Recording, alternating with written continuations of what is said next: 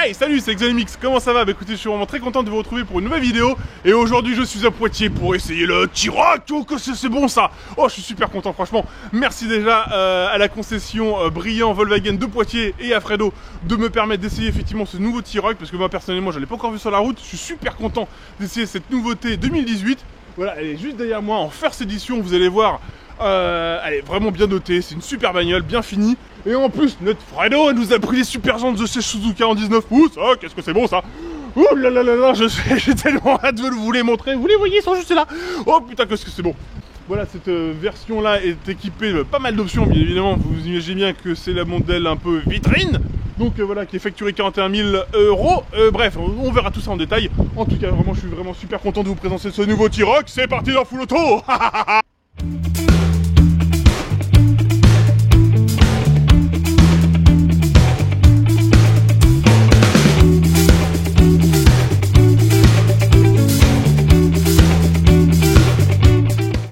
Et donc on se retrouve à l'intérieur de ce T-Roc pour l'essai routier. Donc je vous présente le véhicule que j'essaye aujourd'hui. Donc c'est le T-Roc en version First Edition.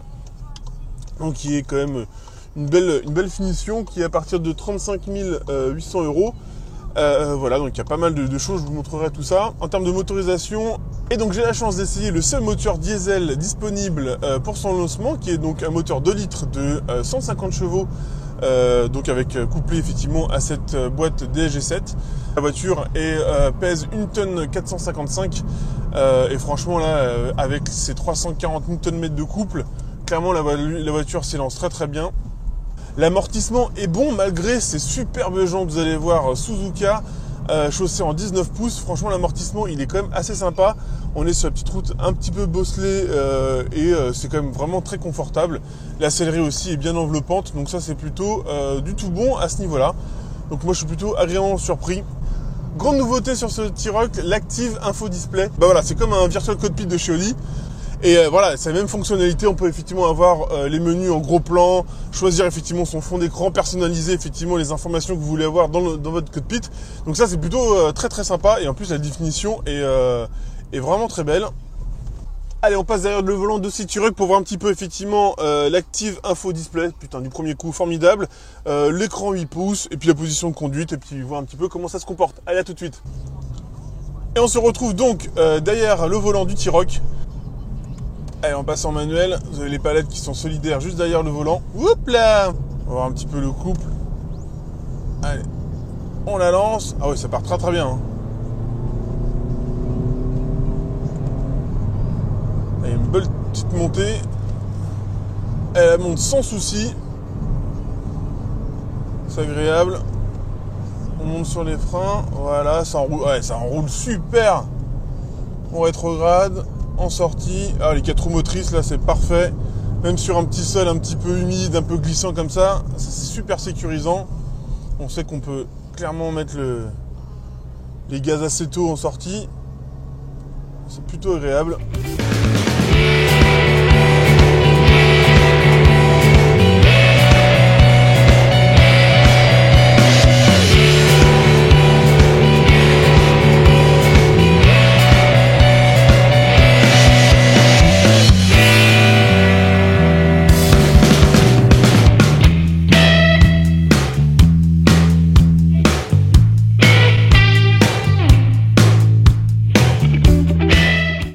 Donc nous voici devant le T-Roc de chez Volkswagen.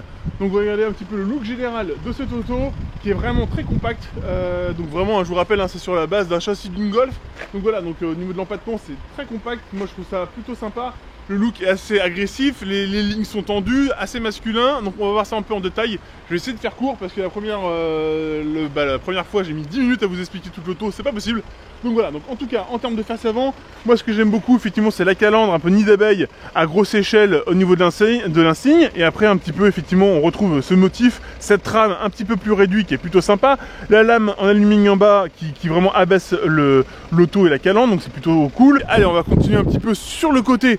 Moi j'aime vraiment cette ligne, avec c'est assez tendu, les passages de roues sont bien dessinés, c'est joli. Là vous avez bien sûr les magnifiques jantes Suzuka de 19 pouces, merci mon petit Fredo. Ensuite, on arrive à l'arrière, plutôt sympa avec ce petit bécaye ici, les barres de toit qui finit bien, le toit c'est plutôt joli, en plus on a un petit rappel que c'est de bon goût, c'est super. Les optiques arrière, moi alors, clairement ils me font penser aux optiques de la BMW série 1, voilà, mais c'est plutôt joli, hein, on va pas se mentir.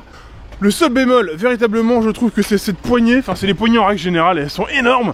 Enfin, je sais pas, le dessin me déplaît. Et puis alors cette poignée arrière qui est située là, entre cette ligne-là qui finit, elle est pas équidistante de trucs de machin. Je pense que les designers, ils ont dû se prendre la tête. Et puis ils se sont dit, bon, il faut la rendre les gars, il faut la rendre vite. Ah, vas-y, mets-la là, on s'en fout. Ah non, on s'en fout pas. Enfin, moi je trouve ça pas beau. Enfin, il faudra peut-être trouver une solution pour une ouverture.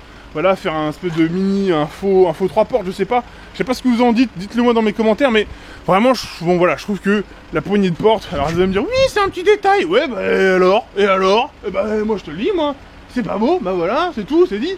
Oh, sinon, franchement, en règle générale, l'auto est quand même magnifique. En plus, je trouve vraiment un petit touche un peu masculin, et ça, c'est vrai que ça manquait par rapport au segment. Généralement, ces voitures-là sont plutôt destinées, on va dire, à une clientèle féminine. Ah, oui, je suis pas macho, je m'en fous. Mais bref, moi je trouve que voilà, c'est une auto qui a du caractère, qui affirme son côté un peu agressif. Voilà, moi je trouve ça plutôt sympa. Bon, alors, il faut quand même que je vous parle de ces jantes, parce que franchement, elles sont tellement belles. Oh là là, qu'est-ce que sont belles! Oh là là là là! Ouais, que c'est bon ça!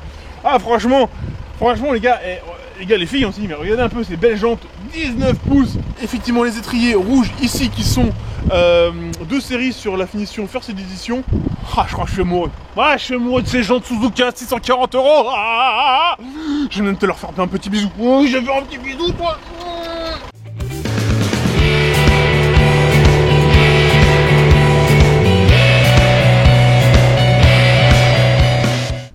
Alors, je vais vous présenter rapidement l'intérieur de ces T-Roc, qu'est-ce qu'il propose en termes de finition et d'équipement. Allez, c'est parti. Je vais vous présenter tout d'abord la finition. La finition globale, je la trouve plutôt réussie dans son ensemble. Les ajustements de plastique et autres matériaux sont plutôt bien réussis. Ici, vous avez une belle finition black mat, brillant pardon, autour de l'écran 8 pouces qui est là avec une très belle définition.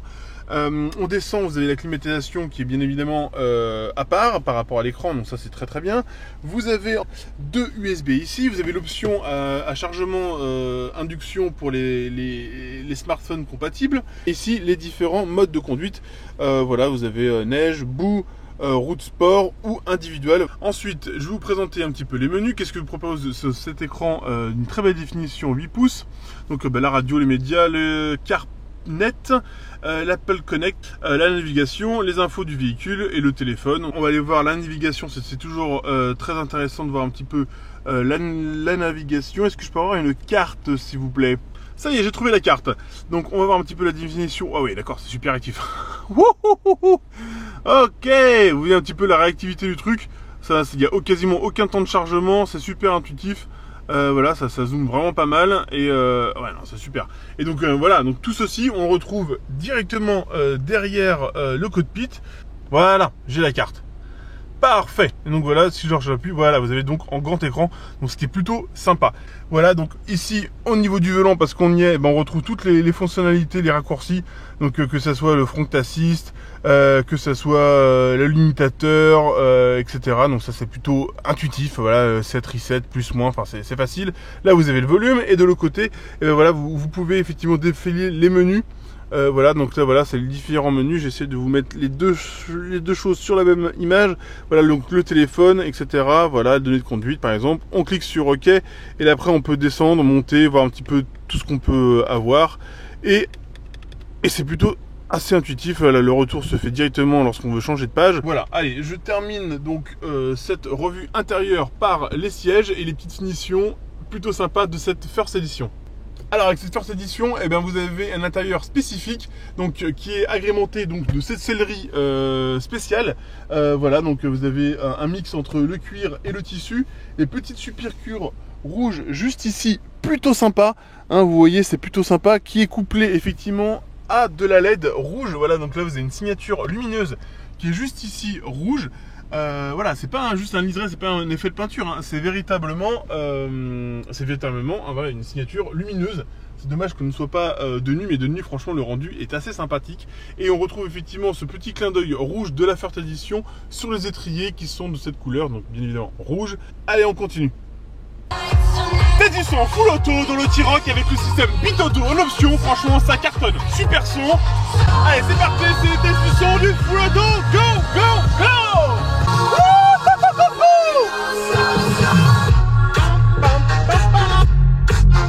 Ah, c'est bon ça.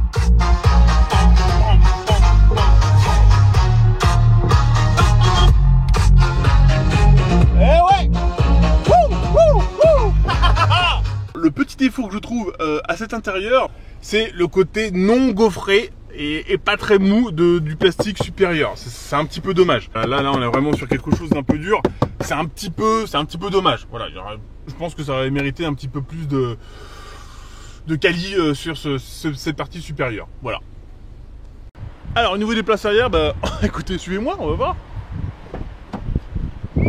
Allez, on monte. Alors, au niveau des places arrière, bah écoutez, c'est plutôt confortable, il y a plutôt de la place, honnêtement, je ne m'attendais pas à avoir autant de place, je vais être honnête. Donc voilà, donc là c'est au niveau des places avant, c'est moi qui conduis, donc je vous rappelle mon gabarit, hein, 1m97, donc effectivement j'ai quand même des grosses jambes. Bon voilà, là ça passe, il n'y a rien de trop, je suis d'accord avec vous, mais ça passe. Alors au niveau du coffre, bah, écoutez, vous avez un coffre de 445 litres, donc qui est très correct pour le segment. Les banquettes rabattables 1 tiers, 2 tiers, avec la petite trappe à ski ici, les isofix, enfin tout ce qu'il faut.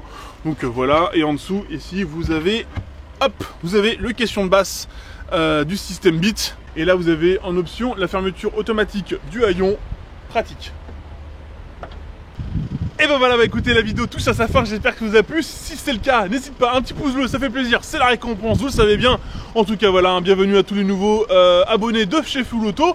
Un grand merci aux plus anciens et aux plus fidèles, franchement ça fait plaisir. Un grand merci également à la concession Brillant Volkswagen de Poitiers et à Fredo pour m'avoir effectivement permis d'essayer ce nouveau T-Roc. Qu'est-ce que je me suis éclaté, franchement c'est super bagnole. En tout cas vraiment un grand merci, c'est les commentaires, n'hésite pas, tu me poses tes questions dans l'onglet commentaires, je prendrai le temps de vous répondre. Et on se dit à très bientôt pour un nouvel essai, un nouveau track day. Voilà, j'ai plein d'autres choses à vous proposer pour cette nouvelle année 2018. D'ailleurs, bonne année à tous et on se retrouve très bientôt sur Full Auto. Allez, ciao, bonne route.